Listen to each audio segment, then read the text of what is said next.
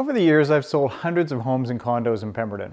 A lot of those buyers were moving from Whistler or elsewhere, and they were trying to choose between buying in Pemberton or buying in Squamish. I helped a lot of them make up their minds. I've actually lived in Pemberton since 1999 and have built 3 homes there.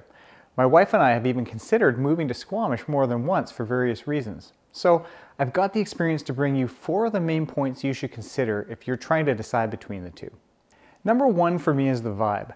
I always kind of felt like Squamish didn't really have a soul. I don't mean that negatively, it's just that whenever I spend time in Squamish, it just doesn't feel warm and inviting. Maybe it's because it's sprawled for miles throughout that long corridor bordering Highway 99 from Brackendale down to the waterfront at Howe Sound. Friends that have lived there for a while tell me it doesn't really feel that way at all to them. It's a very cool place to bring up a family with a great small town feel. But for me, coming to the west coast from small town northwestern Ontario, I always gravitated towards small towns that border on village size. So Pemberton had me from day one. I mean, to see horses strolling along Portage Road and tied up downtown at the Pony Espresso, what's not to love about that? Number 2 is the drive to Whistler. This point is kind of geared towards someone who works in Whistler and commutes or recreates in Whistler frequently, so bear with me on this. The drive from my home in Pemberton to my office on Main Street in Whistler Village is 25 minutes on a good day, but maybe 30 minutes on a normal day or if I get stuck behind a logging truck for a couple of kilometers. The drive from Squamish to Whistler is approximately 10 to 15 minutes longer than that under normal circumstances, so let's call it 45 minutes.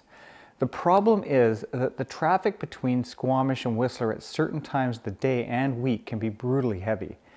This is because of the additional flow of traffic from Vancouverites coming up to Whistler. If it's a powder day on Saturday morning and you add in poor winter driving skills with a dash of snow on the road, then your commute to Whistler just became a minimum of 30 minutes longer, if not much more. Over the past 23 years living in Pemberton, I found that snow days definitely slow things down, but overall, those that live in Pemberton have a pretty good skill set for driving on mountain roads in the winter.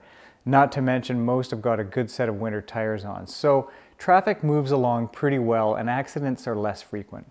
Number 3 is the proximity to Vancouver. This is where Squamish wins, and I'll admit that a lot of the newest residents of Squamish have moved there, of course, for the fabulous lifestyle, but also to commute to work in Vancouver at least a few days a week.